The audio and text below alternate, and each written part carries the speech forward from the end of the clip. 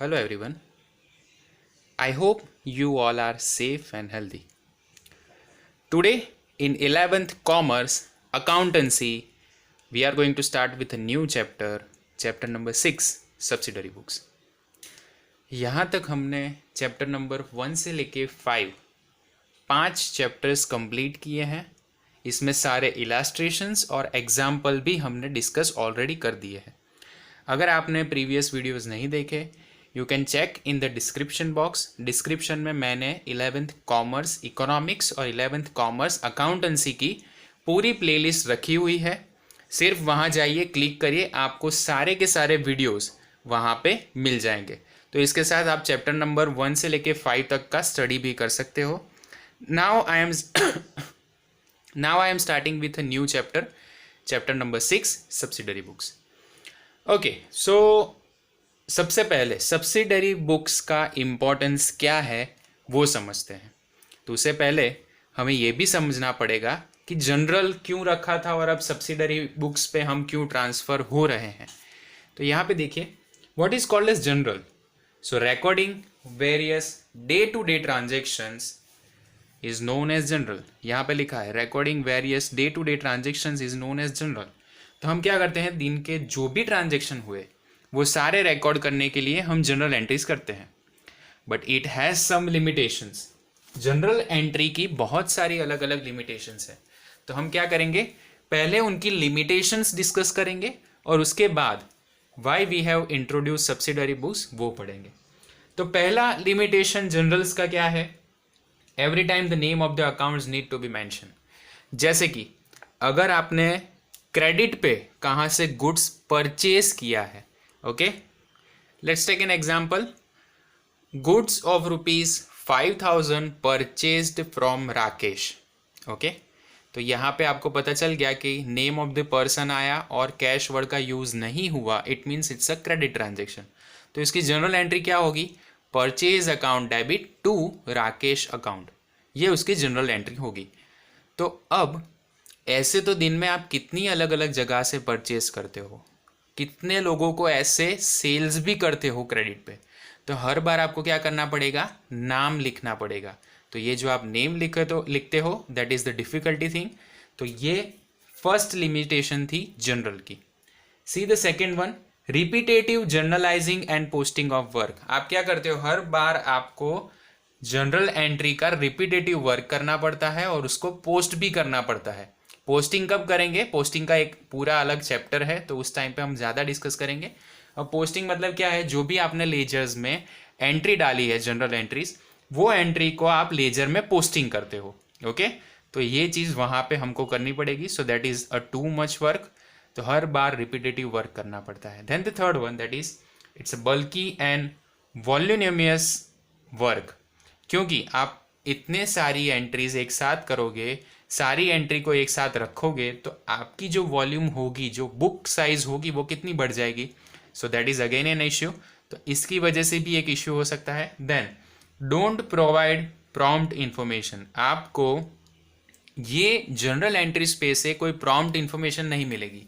जैसे कि आज के डे एंड में टोटल कितना क्रेडिट परचेज हुआ, टोटल कितना क्रेडिट सेल्स हुआ, तो हर बार टोटल कैश का कलेक्शन कितना हुआ, टोटल एक्सपेंसेस कितने पे किए. तो ये सब चीज़ें अगर आपको चाहिए तो आपको क्या करना पड़ेगा, सब्सिडरी बुक्स प्रिपेयर करनी पड़ेगी.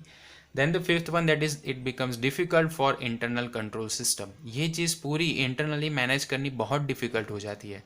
सो these are some limitations of general.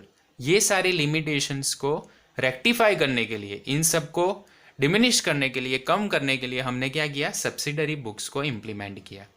अब सब्सिडरी बुक्स मतलब क्या, the subsidiary books refer to the journals की for specific transaction of a similar nature. अब ये एक जनरल एंट्री का ही टाइप है, पर यहाँ पे क्या होता है कि जो स्पेसिफिक ट्रांजेक्शन्स है सिमिलर नेचर के, उनके लिए स्पेसिफिक हम बुक्स बना देते हैं.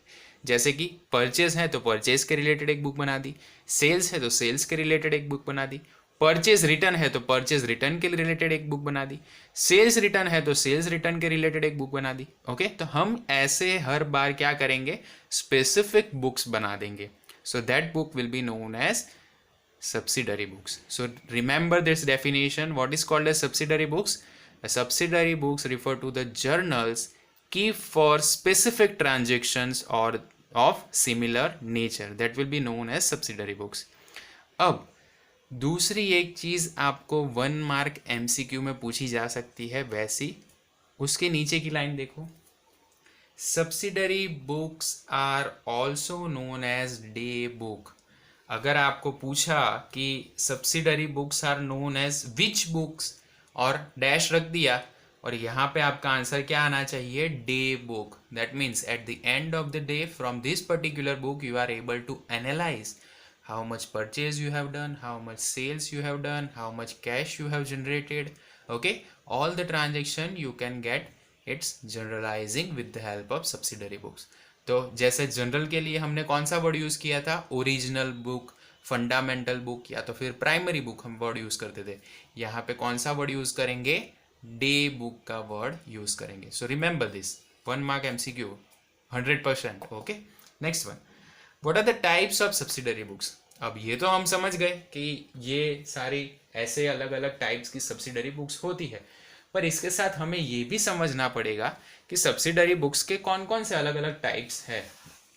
तो first one that is cash book.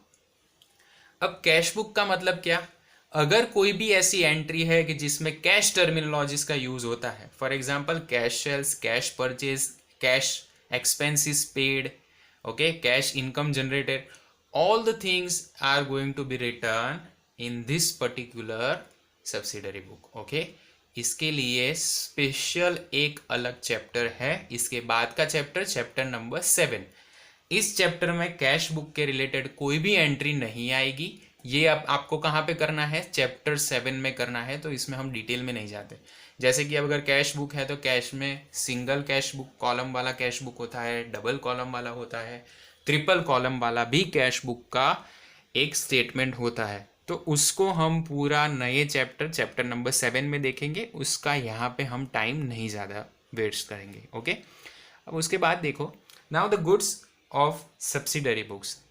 Now goods related कौन कौन सी सब्सिडरी बुक्स बनती है, तो उसमें 4 नाम आपको याद रखना है. एक है परचेज रिटर्न, सेल्स रिटर्न. याद रखना कौन कौन से, पहला है आपका परचेज, दूसरा है आपका परचेज रिटर्न बुक, तीसरा सेल्स और सेल्स रिटर्न बुक. अब यहाँ पे याद रखना बहुत इंपॉर्टेंट है, जैसे कि हम क्या करते थे कि कैश रिलेटेड जो भी एंट्री थी हमने कहाँ पे रख दी थी, कैश बुक में. Okay, all cash transactions are return in cash book. पर यहाँ पे अगर परचेज रिलेटेड कोई भी एंट्री आएगी तो परचेज में कौन सा परचेज आपको देखना है, सिर्फ क्रेडिट परचेज. अब यहाँ पे आपको क्वेश्चन हो गया, क्यों सर क्रेडिट ही लेना है, कैश क्यों नहीं लेना, क्योंकि कैश तो हमने ऑलरेडी कैश बुक में लिख दिया है. क्लियर. ओके, तो क्रेडिट परचेज के रिलेटेड अगर कोई भी एंट्री है तो कहाँ पे लिखोगे, परचेज बुक में. Okay, next one that is related to sales book. तो सेल्स बुक में वैसे ही जैसे क्रेडिट परचेज आता था तो यहाँ पे क्या आ जाएगा, क्रेडिट सेल्स. उसके बाद परचेज रिटर्न बुक. तो परचेज रिटर्न बुक में कौन सी चीज आएगी, क्रेडिट परचेज रिटर्न बुक आएगी. Okay, then the sales return book, that means credit sales return की थिंग्स यहाँ पे आने वाली है. ओके, तो यहाँ पे हमने गुड्स रिलेटेड सब्सिडरी बुक्स की बात कर ली.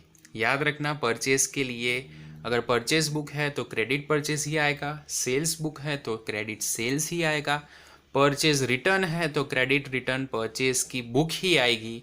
ओके, और सेल्स रिटर्न बुक है तो इसमें क्रेडिट सेल्स रिटर्न की ही एंट्री आएगी. कैश की सारी एंट्री कौन सी बुक में आएगी, कैश बुक में आएगी.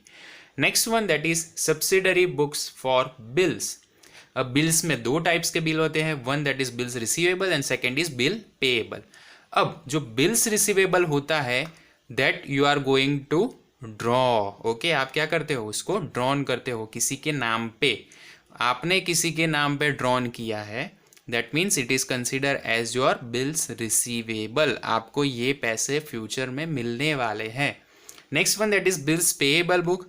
इसमें क्या आ जाएगा, bills payable accepted. That means you have accepted that I am going to pay this amount to this people. Okay, so that's why it's is known as bills payable book. और last जो यहाँ पे ये 3 में नहीं आया वो कहाँ पे आ जाएगा, जर्नल प्रॉपर में आ जाएगा। याद रखना कहाँ पे आएगा, जर्नल प्रॉपर में। All the transaction which are not cover elsewhere, मतलब कैश के रिलेटेड भी नहीं है, कैश परचेज केस सेल्स का, या तो फिर क्रेडिट परचेज क्रेडिट सेल्स का, क्रेडिट रिटर्न सेल्स का, कोई भी इसकी रिटर्न की भी एंट्री नहीं है, बिल्स पेएबल बिल्स रिसीवेबल कुछ नहीं है, तो ये एंट्री कहाँ पे आ जाएगी, ये फाइनली आपकी जनरल प्रॉपर में आने वाली है।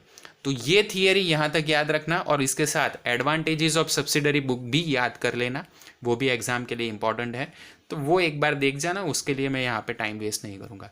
So let's start directly illustration number 1, कि जिसमें हम क्या डिस्कस करने वाले हैं। यहाँ से हमारा चैप्टर चालू होगा, क्योंकि कैश ट्रांजेक्शन के रिलेटेड जो चैप्टर है वो चैप्टर नंबर 7 है। तो ये एंट्री अभी यहाँ पे रख दो। हम स्टार्ट करेंगे परचेज बुक से। सबसे पहले कौन सा ट्रांजेक्शन करेंगे, illustration number 1 related to purchase book. तब तक स्टूडेंट इसको पॉज करके आप ये जो भी इंस्ट्रक्शन दी है, जो भी आपको मेन थियरी दी है, जहाँ जहाँ पे अंडरलाइन करी है, वो सारी चीज़ें लिख लो। पॉज कर दीजिए यहाँ पे। So let's start with the illustration number 1। अब इलास्ट्रेशन 1 के लिए मैंने यहाँ पे एक फॉर्मेट बना दिया है। ये फॉर्मेट आप थोड़ा सा याद कर लीजिए। Every example there will be new format, तो आपको थोड़ा स्टैटिस्टिक्स का भी एनालिसिस इसमें याद रखना पड़ेगा, और इसके हिसाब से भी थोड़ा काम करना पड़ेगा। ओके स्टूडेंट्स, तो इलास्ट्रेशन नंबर 1 पढ़ते हैं। From the following transaction prepare a purchase book in the books of Harish Kumar. तो यहाँ पे आप टाइटल क्या लिखोगे, purchase books of Shri Harish Kumar. क्या लिखोगे, purchase book of Shri Harish Kumar. कौन कौन सी चीजें आएगी परचेज बुक में, याद रखना, date, name of the suppliers. अब आपको याद है परचेज बुक है, मतलब कौन सा परचेज आएगा, सिर्फ क्रेडिट परचेज ही आएगा। कौन सा, क्रेडिट परचेज। यहाँ पे देखो, ये इंस्ट्रक्शन में मैंने ये टेबल आपको जो करवाया है, इसको बहुत अच्छे से याद कर लो। सिर्फ क्रेडिट परचेज रिलेटेड एंट्री ही हम यहाँ पे करेंगे। Third one, this third column is of invoice number. जो भी इनवॉइस का नंबर होगा वो हम यहाँ पे लिखेंगे। Next one that is LF, LF that means ledger folio number, and last one that is amount in rupees. यहाँ पे डेबिट क्रेडिट की कोई भी फॉर्मूला नहीं लगने वाली, सिर्फ लॉजिक भगाना है और सीधे एंट्री करते जाना है। बहुत इजी एग्जाम्पल है, 2 मिनट में आपको आ जाएगा। एक ही एग्जाम्पल करवाऊंगा, आप सारे एग्जाम्पल अपने हिसाब से कर लोगे। Okay, so let's start it. 2015 मार्च 1। तो यहां पे मैं लिख देता हूं सबसे पहले 2015 मार्च। अब फर्स्ट की एंट्री आती है कि नहीं आती वो पहले देखना पड़ेगा, तो let's read out the first entry. Goods of ₹10,000 purchased from Mahesh on 1 month credit. हमने महेश के पास से 10,000 रुपये का गुड्स लिया है on credit. It means it's a credit purchase. तो सिंपल, अगर क्रेडिट परचेज है तो क्या आता है, नेम ऑफ द सप्लायर। तो नेम ऑफ द सप्लायर क्या है, महेश। तो यहाँ पे क्या लिखेंगे, सीधा परचेज अकाउंट डेबिट करने की कोई ज़रूरत नहीं है, यहाँ पे सीधा उसका नाम लिख दो। क्या आएगा, Mahesh account, GSH, Mahesh account. कितने रुपए है, यहाँ पे बिल का कोई इनवॉइस नंबर दिया है, नहीं दिया। लेजर फोलियो नंबर है ना, नहीं है। तो अमाउंट कितनी आएगी, अमाउंट है 10,000 रुपीज़, तो यहाँ पे मैंने लिख दिया 10,000।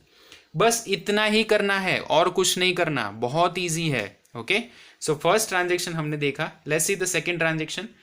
Goods of ₹15,000 purchased from Hashmukh Bhai at 10% trade discount. Invoice number is 15. Okay, हमने हसमुख भाई से 10% ट्रेड डिस्काउंट पे एंट्री ली है। अब आपको पता ही है ट्रेड डिस्काउंट की हम कोई भी इफेक्ट नहीं देते, सीधा ट्रांजेक्शन करेंगे। तो ये नंबर 1 का ट्रांजेक्शन था। नंबर 2 का देखो यहाँ पे। ओके, यहाँ पे कैश वर्ड यूज हुआ है, नहीं, कैश वर्ड यूज नहीं हुआ, सीधा नाम है, तो लिख देंगे हसमुख भाई अकाउंट, हसमुख भाई अकाउंट। अब ट्रेड डिस्काउंट की जो भी वैल्यू होगी वो हम क्या कर देंगे, यहाँ पे माइनस कर देंगे। तो मैं ब्रैकेट में लिख रहा हूं फॉर योर अंडरस्टैंडिंग, 15,000 माइनस 10%। अब 15,000 के 10% करोगे तो कितने आएंगे? 1,500 रुपये। तो 15,000 में से 1,500 निकाल दो, कितने बचे? 13,500। तो ये मैंने सीधे यहाँ पे लिख दिए। लेजर फोलियो नंबर हमारे पास है नहीं, पर इनवॉइस नंबर है। तो इनवॉइस नंबर कौन सा है? 15। तो वो मैंने यहाँ पे लिख दिया। Next, 6th, goods of ₹8,000 purchased from Manish for cash. अब हमने कैश में परचेज किया है। कैश की ट्रांजेक्शन हम कहाँ पे लिखते हैं? कैश बुक में। हम बना रहे हैं परचेज बुक, तो लिखने की कोई ज़रूरत नहीं है। आगे बढ़ो। Number 14, place an order with Naveen for supply of goods for ₹10,000 at 20% trade discount. अब हमने क्या किया है? ऑर्डर प्लेस किया है। अभी तक गुड्स हमें मिला नहीं है। गुड्स जब मिलेगा तभी एंट्री करनी है, अभी कोई एंट्री करनी नहीं है। This transaction will be consider as a non economic transaction, पर हम परचेज बुक में नॉन इकोनॉमिक ऐसा कुछ बताते नहीं है। आगे देखो, number 18, furniture of ₹6,000 purchase from Shriji furniture mart on 1 month credit. अब हमने फर्नीचर परचेज किया है। Does it related to the purchase of goods? नहीं, ये गुड्स परचेज के रिलेटेड एंट्री नहीं है। तो हमें यहाँ पे कौन सी एंट्री करनी है? सिर्फ गुड्स के परचेज रिलेटेड। तो ये भी यहाँ पे स्किप कर दे दो। अब देखो number 20, Naveen supplied goods as per the order and send 314 numbers invoice after adding railway freight of ₹1,200। अब हमने क्या किया? हमने जो गुड्स मंगवाया था वो हमें मिल गया है, तो नवीन ने वो चीज़ भेज दी। अब यहाँ पे उसने ट्रेड डिस्काउंट का एप्लीकेशन डाला था, तो हमें कौन सी एंट्री देखनी पड़ेगी? उसके रिलेटेड एंट्री नंबर 14 को देखो। We have placed the order to Naveen for ₹10,000 at 20% trade discount. तो यहाँ पे एंट्री नंबर डालेंगे 20। फर्स्ट ऑफ ऑल हमने किससे लिया है? नवीन। क्रेडिट में है तो यहाँ पे लिखेंगे Naveen account. Now what will be the value? 10,000 minus 20%। अब 10,000 के 20% कितने होंगे? 2,000 रुपीज़। तो 10,000 माइनस 2,000 दैट मीन्स 8,000। तो यहाँ पे मैंने लिख दिए 8,000। अब किसी बच्चे को ऐसा डाउट होगा कि सर फ्रेट की एंट्री है वो यहाँ पे नहीं डालेंगे। यहाँ पे नहीं डालेंगे, क्यों? क्योंकि हम क्या कर रहे हैं? सिर्फ परचेज बुक बना रहे हैं। तो परचेज बुक में एक्सपेंसेस के रिलेटेड कोई भी एंट्री नहीं होगी। ओके, सो 8,000 रुपीज़ यहाँ पे लिख दिया। इनवॉइस नंबर कौन सा है? तो एंट्री नंबर 20 में इनवॉइस नंबर दिया है आपको 314, तो मैंने यहाँ पे लिख दिया 314। Clear students? So that is related to entry number 20। 23rd देखो, goods of ₹4,000 purchase at 5% cash discount. It is clearly mention it is purchase on a cash discount of 5%। अगर कैश डिस्काउंट है वो कब मिलता है? जब आप कैश पे करते हो तभी आपको कैश डिस्काउंट मिलेगा। तो कैश रिलेटेड तो एंट्री हम करते ही नहीं है, तो उसको छोड़ दो। तो एंट्री नंबर 23 भी हम नहीं करेंगे। Next one that is 25th, goods of ₹16,000 purchase from Babulal at 10% trade discount and paid half of the amount immediately by cheque. जो भी अमाउंट था 16,000 का, उसमें से हमने क्या किया है? हाफ अमाउंट इमीडिएटली पे किया है चेक से। अब इसकी एंट्री आप याद करो। एंट्री क्या होगी? Purchase account debit. 16,000 में से हम कितने माइनस करेंगे? 16,000 में से हम माइनस कर देंगे 10% ट्रेड डिस्काउंट की वैल्यू। तो 1,600 कम हो जाएंगे। 1,600 कम होंगे तो बाकी के कितने बचे? 14,400 रुपये बचे। Half amount is paid by cheque immediately, पर परचेज बुक में तो आपने परचेज किया है क्रेडिट पे, तो उसकी तो एंट्री आपको करनी पड़ेगी। So we are going to write down that entry. तो 25 नंबर यहाँ पे लिखो। 25 में क्या आएगा? Babulal account. What is the value of it? यहाँ पे उसकी वैल्यू निकालेंगे। 16,000 माइनस 10% ट्रेड डिस्काउंट। तो 1,600 माइनस हो गए, कितने बचे? 14,400। वो मैंने यहाँ पे लिख दिए। अब यहाँ पे वैल्यू देखो, वैल्यू में आएगा कुछ, मतलब कि कोई बिल नंबर या तो कुछ दिया है, तो यहाँ पे कोई भी बिल नंबर नहीं दिया, तो यहाँ पे आप कर दोगे dash. Next one, entry number 28, goods of ₹6,000 purchase from Lalit at 10% trade discount and 5% cash discount. Amount of the bill paid immediately. हमने पैसे तुरंत पे कर दिए हैं। इसकी कोई भी एंट्री नहीं आने वाली। आगे देखो number 30, goods of ₹3000 purchase from Rajesh, bill number 101। हमने राजेश से परचेज किया है, बिल नंबर दिया है, कैश में अमाउंट पे नहीं की है, एंट्री करो यहाँ पे नंबर 30। क्या लिखेंगे? राजेश अकाउंट, चलो बिल का नंबर कौन सा है? 101। यहाँ पे आ जाएगा डैश, वैल्यू कितनी आएगी? We have purchase it of ₹3000। 3000 मैंने यहाँ पे लिख दिए। तो यहाँ पे हमने सारी एंट्री कर ली, बस और कुछ नहीं है। इसका टोटल करो, तो यहाँ पे टोटल निकालेंगे, तो we need calculator for that. 10,000 plus 13,500 plus 8,000 plus 14,400 plus 3,000। Answer कितना आया? 48,900। सो यहाँ से हम डिटरमाइन कर सकते हैं कि by end of the month we have total number of credit purchase from the supplier of ₹48,900। Okay, जबकि इसकी जगह पे अगर आपके पास जनरल एंट्री वाली बुक होती तो कहाँ पे इतने सारे ट्रांजेक्शन देखते और उसमें से निकालते। ओके, सो इन सिंपल एक ही अकाउंट में से आपको सारी डिटेल मिल गई। So that is related to illustration number 1। इसको यहाँ पे पॉज करो और ये पूरा लिख लो। Illustration number 2। अब ये जो इलास्ट्रेशन है इसके अंदर आपको परचेज बुक के अकॉर्डिंग जो जो अलग अलग टाइप्स ऑफ गुड्स दिए होंगे उसके साथ काम करके आपको पूरा कॉलम्स प्रिपेयर करना है। तो यहाँ पे ऊपर जो फॉर्मेट दी है वही फॉर्मेट यहाँ पे फॉलो करेंगे, पर अगर आपके पास वैरायटी ऑफ गुड्स है तो वो यहाँ पे अलग अलग डाइवर्सिफिकेशन में करने पड़ेंगे। First one that is date, name of the supplier, invoice number, LF and amount, this all are same. पर इलास्ट्रेशन नंबर 2 पढ़ो। From the following information prepare columnar purchase book in the books of Shriji furniture mart. तो यहाँ पे मैंने लिख दिया purchase book of Shriji furniture mart, which deals with the purchase of tables, chairs and the cupboard। तो ये 3 अलग अलग कॉलम मैंने इसलिए यहाँ पे प्रिपेयर कर दिए। नेक्स्ट वन, तो अब क्या करेंगे? 1 बाय 1 एंट्री पढ़ेंगे। रूल वही के वही सेम है। ईयर इज 2015, तो मैंने यहाँ पे लिख दिया। मंथ इज अप्रैल, तो अप्रैल भी मैंने यहाँ पे लिख दिया। अब यहाँ पे आपको सबसे ज़्यादा ज़रूरत पड़ेगी वो होगा आपका कैलकुलेटर। तो जैसे जैसे एग्जाम्पल में आप सम कर रहे हो, कैलकुलेटर का मैक्सिमम यूटिलाइजेशन करो तो आपको ये बहुत इजीली आ जाएगा। चलो तो स्टार्ट करेंगे एग्जाम्पल। ओके, नाउ 2015 की बात है। पहली एंट्री पढ़ो, purchase from Shri Ram furniture mart, और उसमें क्या लिखा है? 10 पीसेस ऑफ टेबल एट ₹1,000 पर pieces, 15 pieces of chairs at ₹600 and 5 pieces of cupboard at ₹3,000 per piece। Credit period is 1 month। और परचेज बुक में हमें क्या लिखना है? सिर्फ क्रेडिट परचेज ही लिखना है, तो ये एंट्री आने वाली है। तो नाम क्या लिखेंगे? अप्रैल 1 की जो आपकी एंट्री है, तो यहाँ पे मैंने 1 लिख दिया।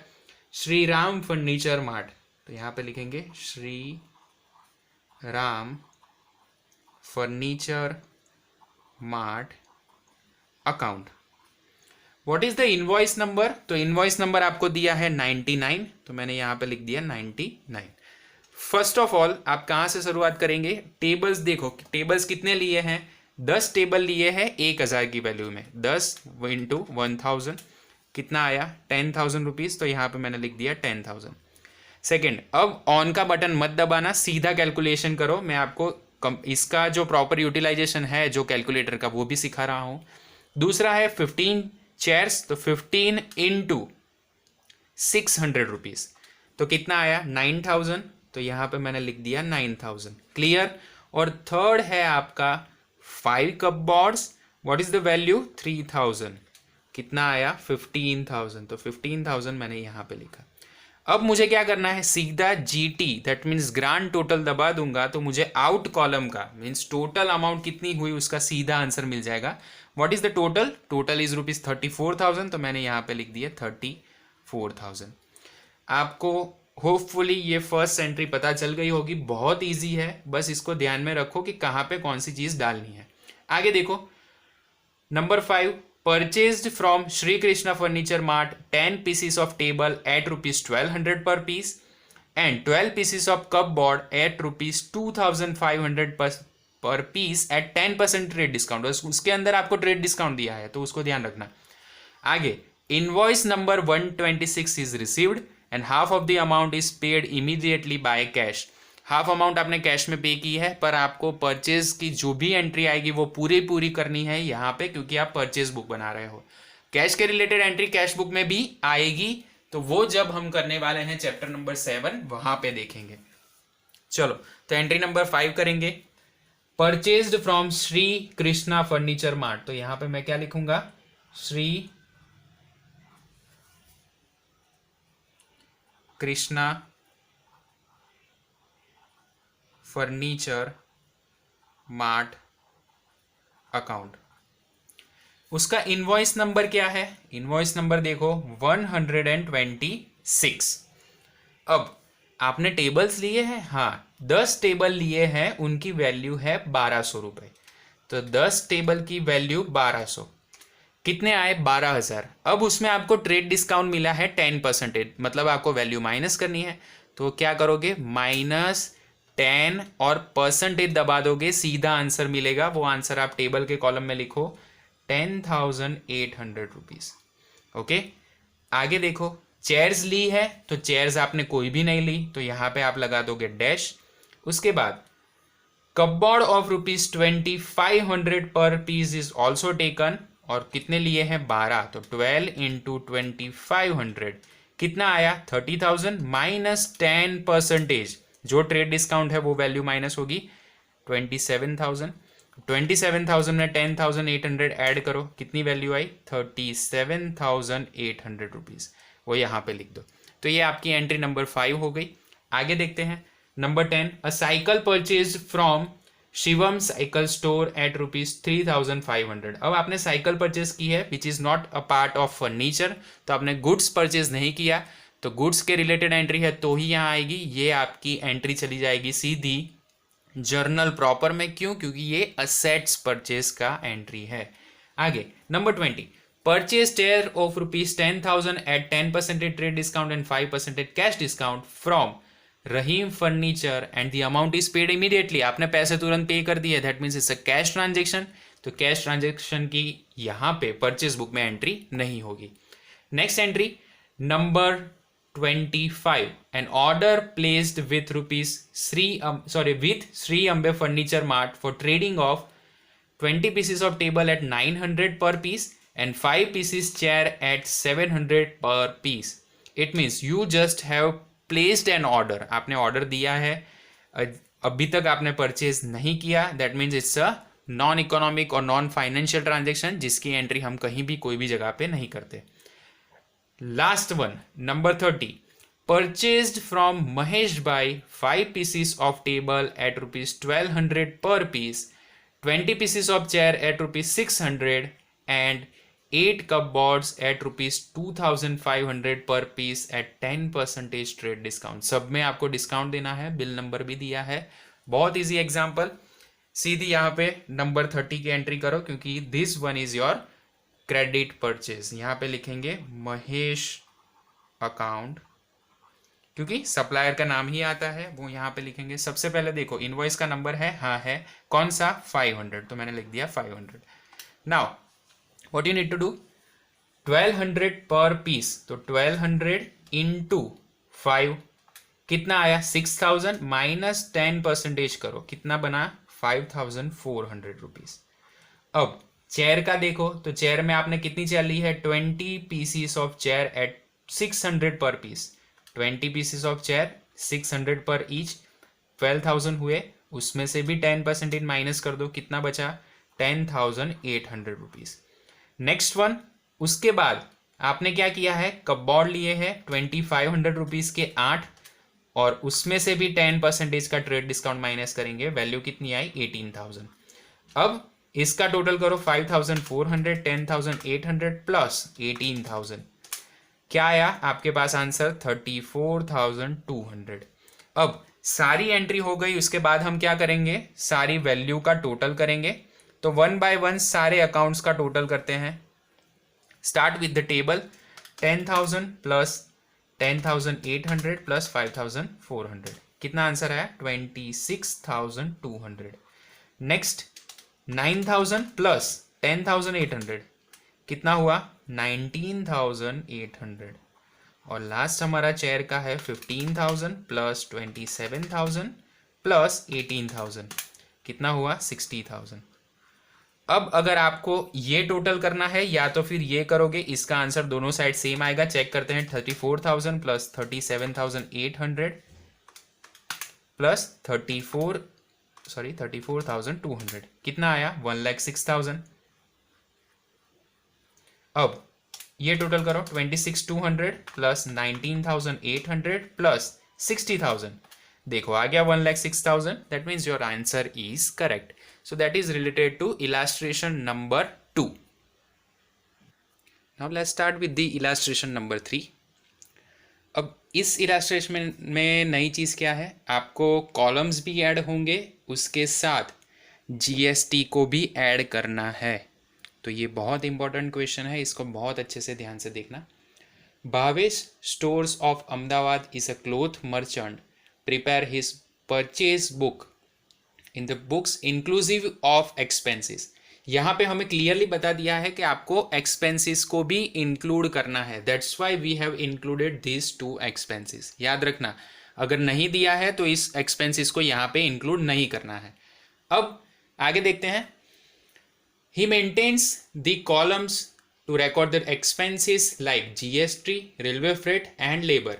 तो यहाँ पे हमने रेलवे फ्रेट, लेबर और जीएसटी वाले सारे यहाँ पे हमने डाल दिए।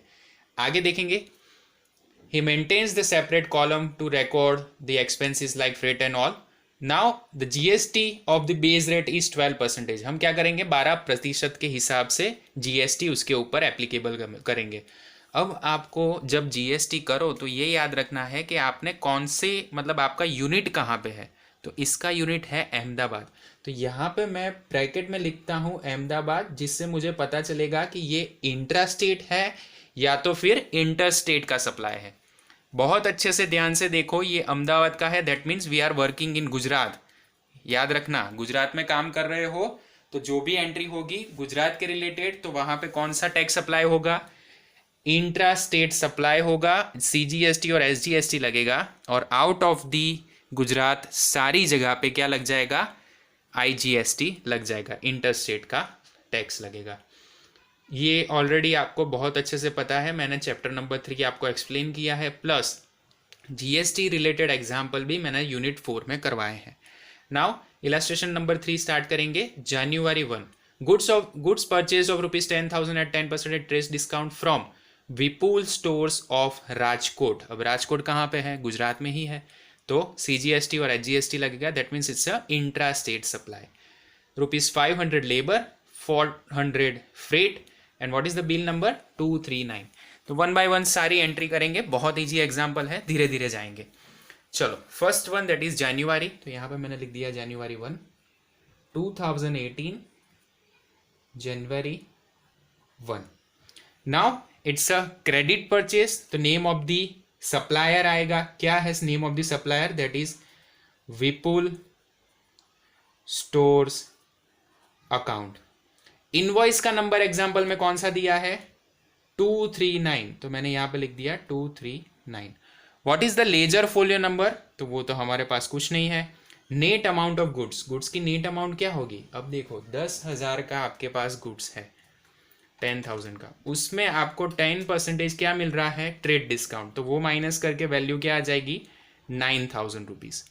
उसके बाद 9,000 रुपीज़ आपको मिले, उसके बाद आपको क्या करना है, नेक्स्ट चीज़ बहुत अच्छे से देखना, रेलवे फ्रेट कितना दिया हुआ है 500 रुपीज़ का वेजिस है और रेलवे का 400 रुपीज़, तो फ्रेट में हम लिख देंगे 400, वेजिस में लिख देंगे 500। अब आपको करना है इन तीनों का total, so what will be the total 9,000 9,000 plus 400 plus 9,000 plus 400 plus 500 कित 1 मिनट, टोटल आया आपका 9,900। अब उसके ऊपर 12% लगाओ तो कितना आ जाएगा 1188। अगर ये इंटर स्टेट सप्लाई होता तो पूरे का पूरा आईजीएसटी में यहाँ पे डाल देता, पर ये क्या है, इंट्रा स्टेट है because it is between Ahmedabad and Rajkot, तो डिवाइड बाय 2 कर देंगे सीधा। 6% यहाँ पे, 6% यहाँ पे, कितना आया, इसमें आया 594, दूसरे में कितना आया 594। ओके, इन तीनों का टोटल करके ये वैल्यू निकाली है, इन तीनों का टोटल करके इसको 6% दिया है, इसको 6% दिया है, और यहाँ पे कितना आ जाएगा 12%। अब इंट्रास्टेट हो गया तो इंटरस्टेट सप्लाई नहीं आने वाला। अब इन सारी चीज़ों का टोटल करेंगे, 9900 प्लस 594 प्लस 594 कितना आया 11,088। तो ये हमारा फर्स्ट का टोटल हुआ।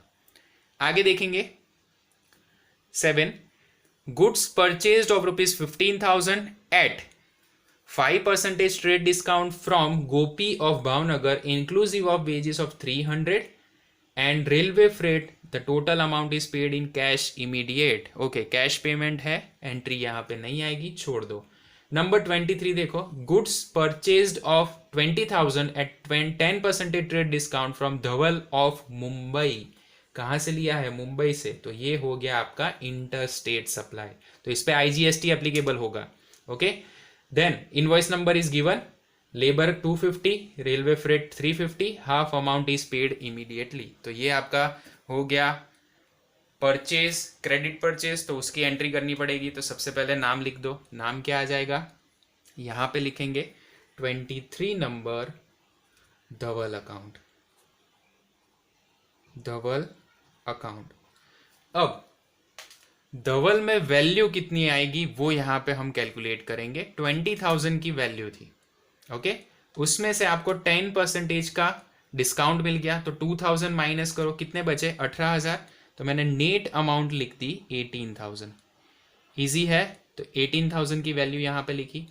इनवॉइस का नंबर क्या था 971, वो मैंने यहाँ पे डाल दिया, और ये यहाँ पे आ जाएगा डैश। नेक्स्ट उसके बाद कौन कौन सी इंफॉर्मेशन है, एक तो है आपका लेबर, लेबर कितने रुपए का है 250, तो यहाँ पे मैंने लिख दिया 250 रुपीज। रेलवे फ्रेट है 350 का, तो यहाँ पे लिख दिया 350। अब ये तीन का टोटल करेंगे, 18,000 प्लस 350 प्लस 250 कितना आया 18,600। Now it is a supply between Ahmedabad and Mumbai, तो यहाँ पे इंट्रा स्टेट नहीं लगेगा, सीधा क्या लगेगा आईजीएसटी। तो इसके डायरेक्ट 12% कर दो, कितने आए 1860, और प्लस करके इक्वल टू दबाओगे तो आउटर कॉलम की वैल्यू मिल जाएगी। ओके, मैंने यहाँ पे थोड़ी गलती कर दी ऐसा मुझे लगता है। 18,000 प्लस 350 प्लस 250 कितने आए 18,600 इंटू 12%। 12% कितनी वैल्यू आ जाएगी 2232, प्लस करके इक्वल टू करो, आउटर कॉलम की वैल्यू मिलेगी 20,832। क्लियर स्टूडेंट्स, तो ये यहाँ पे हमने आईजीएसटी कैलकुलेट किया। अब आगे बढ़ो 25, a machine of ₹12,000 purchase on credit, machine के रिलेटेड एंट्री करनी ही नहीं है, छोड़ दो। 29 and the last one, goods purchased of ₹8,000 at 10% trade discount, 5% cash discount from Poonam of Porbandar. अब पोरबंदर कहाँ पे है, गुजरात में ही है, गांधी जी की जन्मभूमि है, बहुत अच्छे से याद रखना। Received invoice of ₹193 number, and 200 का आपने क्या किया है रेलवे फ्रेट पेड किया है, वेजिस कोई भी पेड नहीं किए, तो वेजिस में डैश आ जाएगा। तो यहाँ पे लिखेंगे नाम, नेम ऑफ द पर्सन और name of the supplier, that is Poonam, तो यहाँ पे लिखेंगे Poonam account.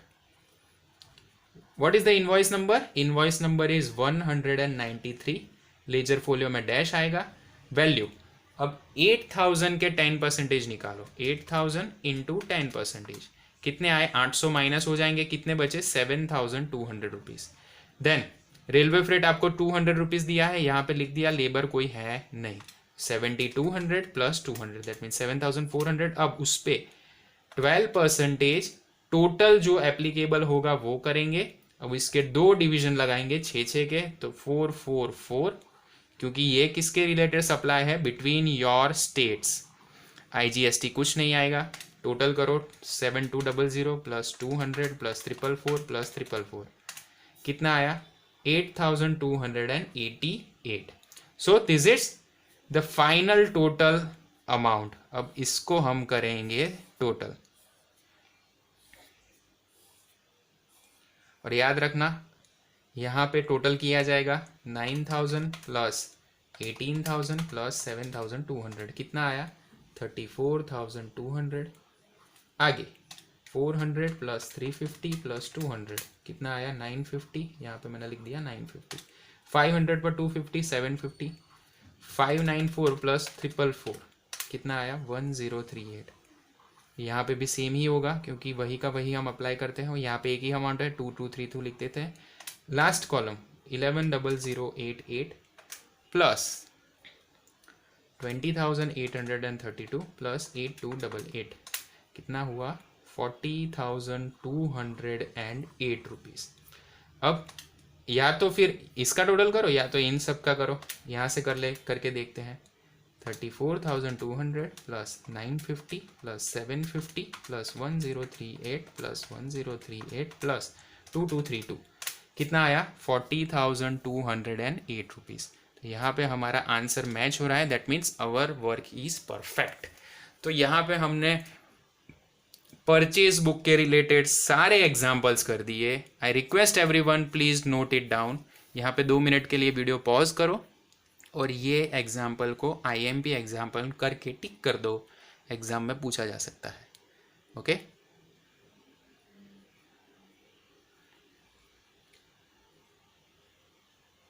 So, in today's session, we have discussed what is subsidiary book, advantages of it, limitation of general books, and what kind of books we are going to use when we are preparing the subsidiary books. इसके साथ हमने illustration 1, 2 and 3 पूरा complete किया. Purchase book के related सारी entry हमने कर दी है. अब नेक्स्ट सेशन जो होगा सेकेंड पार्ट, उसमें हम सेल्स बुक का डिस्कशन करेंगे. अगर आपको वीडियो अच्छा लगा है तो लाइक ज़रूर करना, चैनल को सब्सक्राइब करना और बेल नोटिफिकेशन में ऑल नोटिफिकेशंस को ऑन कर देना. जब जब मैं 11th और 12th के वीडियोस रखूँगा आपको नोटिफिकेशन मिल जाएगी. That's all for today. Thank you so much. जय हिंद.